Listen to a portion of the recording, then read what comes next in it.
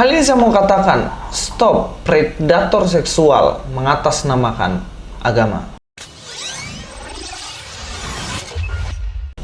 Assalamualaikum, selamat datang kembali di channel ini guys. Kali ini saya akan membahas satu pembahasan, yaitu tentang kasus atau skandal pemerkosaan yang dilakukan oleh tokoh agama atau ustadz. Nah, siapa yang nggak tahu kasus ini? Kasus ini benar-benar heboh sebab korbannya banyak banget.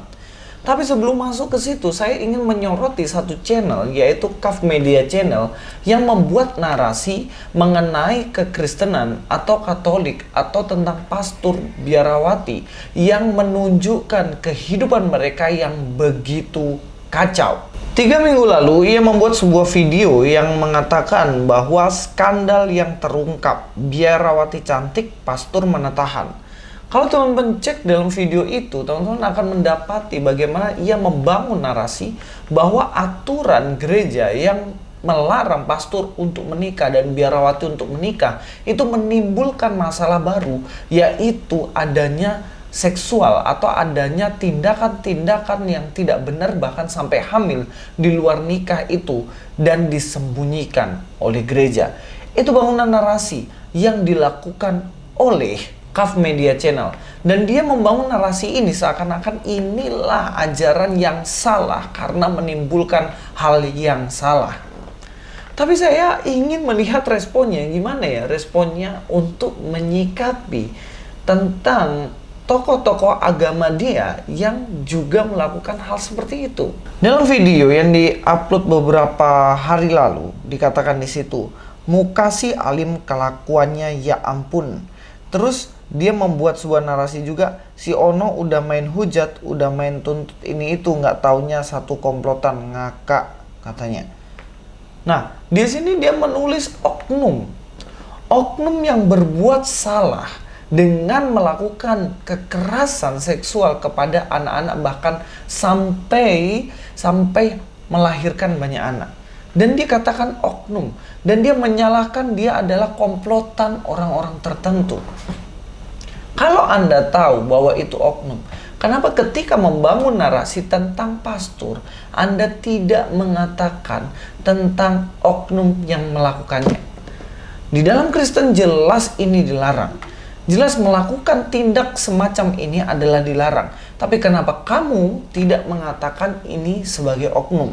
Dalam 1 Samuel, pasal yang kedua, ayat yang ke-22 dikatakan situ, Eli telah sangat tua apabila didengarnya segala sesuatu yang dilakukan anak-anaknya terhadap semua orang Israel, dan bahwa mereka itu tidur dengan perempuan-perempuan yang melayani di depan pintu kemah pertemuan. Di sini Eli memiliki 2 anak bernama Hofni dan Pinehas. Mereka juga bekerja sebagai imam atau pelayan di Bait Allah. Tapi kelakuan mereka bejat karena mereka mengajak tidur perempuan-perempuan yang bekerja di dalam Bait Allah itu. Kalau lihat situ, perempuan-perempuan yang melayani di depan pintu kemah pertemuan, yaitu ya istilahnya di tempat ibadah, mereka melayani dan diajak tidur sama Hofni dan Pinehas. Ini tindakan yang kurang ajar. Ini tindakan predator seksual yang terjadi di dalam tempat ibadah. Lalu apa yang dilakukan Tuhan kepada mereka? Di ayat 34, inilah yang akan menjadi tanda bagimu, yakni apa yang akan terjadi kepada kedua anakmu, Hofni dan Pinehas, pada hari yang sama keduanya akan mati. Tuhan membunuh Hofni dan Pinehas, mencabut nyawa dari Hofni dan Pinehas karena dosa mereka, yaitu melakukan hubungan atau percabulan di dalam kemah pertemuan atau di dalam tempat ibadah. Bayangin tuh. Jadi ini menunjukkan begitu seriusnya masalah ini yang pernah terjadi dan Tuhan tidak menyukainya. Bahkan dikatakan sampai dicabut nyawanya. Lalu bagaimana jika ada tokoh agama melakukan ini di dalam gereja, atau seorang pendeta melakukan ini kepada jemaatnya? Jelas Tuhan tidak suka dan Tuhan akan menghukumnya. Karena memang bukan ajarannya yang menyuruh hal itu, tetapi oknum yang melakukan hal itu. Beberapa tahun lalu ada kasus yang mana Dikatakan di sini bobroknya perilaku pendeta yang cabuli jemaatnya selama 6 tahun. Pendeta ada juga, pastor ada, dan ustadz ada. Karena apa? Oknum-oknumnya yang melakukan itu, bukan ajarannya yang menyuruh melakukan hal itu. Jadi jangan membangun sebuah narasi yang menunjukkan seakan-akan ajarannya itu yang menyuruh hal itu. Ya memang beda ya antara oknum yang melakukan dengan ajaran. Kalau ajaran, ada ajaran tertentu yang mengizinkan melakukan itu, ya silakan. Itu ajarannya yang keliru.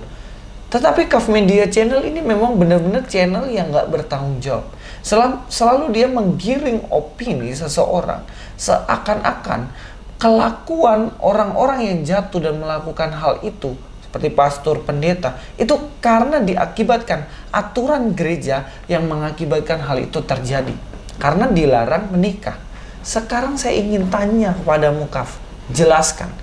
Kenapa orang yang diizinkan menikah, diizinkan poligami, masih menghamili orang di luar nikah dan sampai diaborsi dan bahkan sampai diangkat anak itu untuk menjadi anak asuh untuk cari dana, cari cuan. Kenapa bisa terjadi seperti itu? Kenapa, Kaf? Iya jelas, itu karena oknumnya kan. Jadi nggak usah lah dengan PD-nya giring opini dan selalu menyalahkan Kristen. Saya bacakan ya. Gila, korban predator seks bertambah jadi 21 remaja, 8 melahirkan, 1 diantaranya punya anak. Nih, ngeri banget kan kasusnya kan. Terus masih mau nyalahkan Kristen lagi dengan kejadian ini. Gimana caranya? Nggak bisa kan?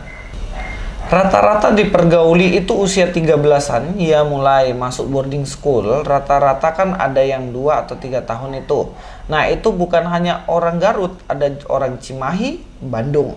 Ungkap Ketua P2TP2A Kabupaten Garut, Diah Kurniasari, kepada wartawan seperti dilansir dari pikiranrakyat.com.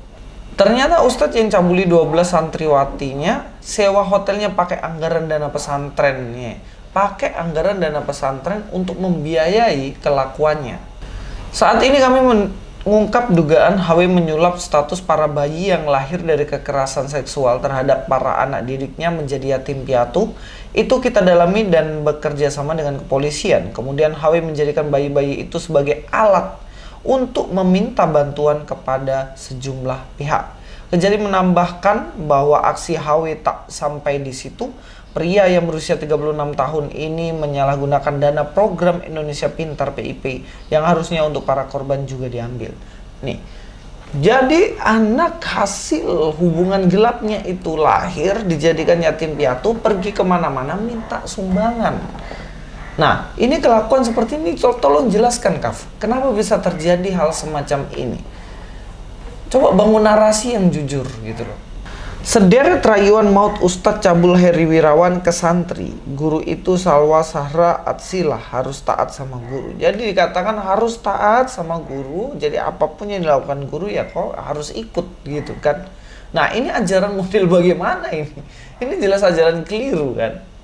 Nah, kalau yang seperti ini, makanya ada gunanya teman-teman dari channel-channel muslim itu untuk kritik ajaran-ajaran kalian sendiri yang menyimpang. Nggak usah jelek-jelekin ajaran lain yang sebenarnya kalian nggak ngerti apa-apa. Gitu loh. Jangan cuman manut-manut. Ya walau nih kalian ditipu-tipu senang. Iren Hardono nipu-nipu terus tiap hari kalian masih senang. Harus berani mengkritik ajaran yang salah sekalipun itu tokoh agama Anda. Harusnya seperti itu. Yang menarik lagi dikatakan salah satu berita, istri Ridwan Kamil sudah tahu kasus pemerkosaan santriwati sejak Mei. MUI Kota Bandung minta warga berhenti sebar berita buruk aib kasus Heri Wirawan perkosa santriwati. Wah, ini respon yang aneh ya. Istrinya Ridwan Kamil tahu kejadian sejak Mei, tapi nggak diproses sampai sekarang. Sampai kasusnya udah gede baru ada pernyataan ini. Yang lebih aneh lagi, MUI suruh menghentikan untuk memberitakan kasus semacam ini. Supaya apa sih? Maksudnya supaya tertutupi kasusnya, supaya nggak kesebar. Justru ini nggak sehat, ini berbahaya. Kalau hal-hal semacam ini didiamkan, maka akan ada korban yang lainnya yang nggak terungkap. Ini harus diusut sampai tuntas. Dan saya menitip pesan, yang diusut jangan hanya ustadz-ustadz. Pendeta-pendeta yang melakukan hal semacam ini, usut juga. Silahkan. Karena dalam Kristen jelas dilarang hal semacam ini.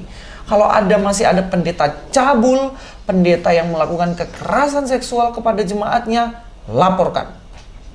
Bawa, seret ke hukum, masukkan penjara.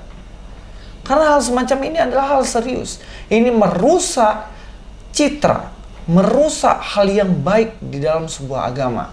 Oknum guru ngaji cabuli 14 anak di musola Kota Padang. Selain di Jawa, ternyata ada juga di Padang kasusnya. Nah, hal semacam ini harus terungkap sampai tuntas. Saya menghimbau untuk LSM, untuk pemerintah, polisi, usut semua. Setiap orang yang mengatasnamakan agama untuk memuaskan kepentingan diri sendiri sebagai seorang predator seksual. Saya Luis Prasetyo di sini. God be with you all.